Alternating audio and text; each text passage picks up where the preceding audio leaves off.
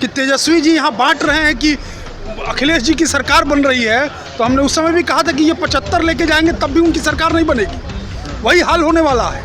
जमानत बचाने की सोचे सब लोग। जा करके उत्तर प्रदेश में जिस तरीके से उन्होंने हमारे नेताओं को अपमानित करने का काम किया, तो ये सवाल ही नहीं कि हमारे नेता को कोई अपमानित करे और हम उनके साथ खड़े रहेंगे। बीजेपी के खिलाफ जाना मुकेश सहनी को पड़ गया महंगा।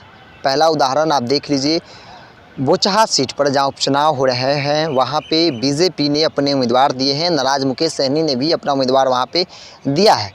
अब संजय सिंह जो बीजेपी के विधायक, उन्होंने साफ तौर पे कहा है कि सभी लोगों का जमानत वहां जब्त हो जाएगा। पूरे बयान को सुनिए, क्या कुछ कह रहे हैं संजय सिंह। इसे है जांच तो हुई। हाँ बताइए और बताइए।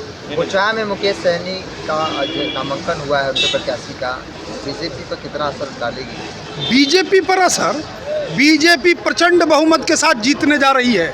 प्रचंड बहुमत के साथ बीजेपी जीतेगी। आप देखिए, रिजल्ट आने दीजिए। मैंने उत्तर प्रदेश के चुनाव के पहले भी कहा था कि तेजस्वी जी यहाँ बांट रहे हैं कि अखिलेश जी की सरकार बन रही है, तो हमने उस समय भी कहा था कि ये 75 लेके जाएंगे तब भी उनकी सरकार नहीं बनेगी। वही हाल होने वाला है। जमानत बचाने की सोचे सब लोग। कैसे नहीं कर रहे हैं, लगभग उन्होंने एनडीए से बाहर का रास्ता दिखा चुके हैं। अब बाहर के लिए वो रास्ता अगर देखने के लायक काम वो कर रहे हैं तो उनको कोई बाहर कर नहीं रहा है। वो स्वयं बाहर होने की तैयारी में है, बाहर होते जा रहे हैं। जा करके उत्तर प्रदेश में जिस तरीके से उन्होंने हमारे नेताओं को अपमानित करने का काम किया, तो ये सवाल ही नहीं कि हमारे नेता को कोई अपमानित करे और हम उनके साथ खड़े रहेंगे। लेकिन बोचहा सीट तो उनके पास थी ना। बोचहा सीट उनके पास थी। आज की तिथि में वो नहीं जीत पाएंगे। आज की तिथि में नहीं जीत पाएंगे, इसलिए हमारे नेताओं ने निर्णय किया कि वहाँ भारतीय जनता पार्टी का उम्मीदवार उतारा जाए। पर मुकेश सहनी का कहना है कि बीजेपी ने उनको धोखा दिया है। बोचहा की जनता देख रही है, वीआईपी उम्मीदवार ही पहले से ये क्लियर था कि वीआईपी ही लड़ेगी वहाँ से। नहीं, क्लियर नहीं था। मुसाफिर पासवान जी के मृत्यु के बाद उसके बाद तय हुआ, और जो उत्तर प्रदेश में सब कुछ हुआ उसके बाद ये तय हो गया कि भाई भारतीय जनता पार्टी अपने उम्मीदवार को उतारेगी। और वहाँ की जनता कह रही है कि हम लोग ठगे गए हैं, यहाँ भेजिए भारतीय जनता पार्टी के उम्मीदवार को भेजिए।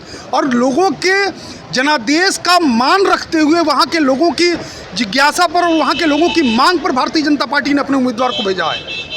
वीआईपी को देना गलती हो गई थी, गलती थी आप लोग की? नहीं, वीआईपी की गलती नहीं थी।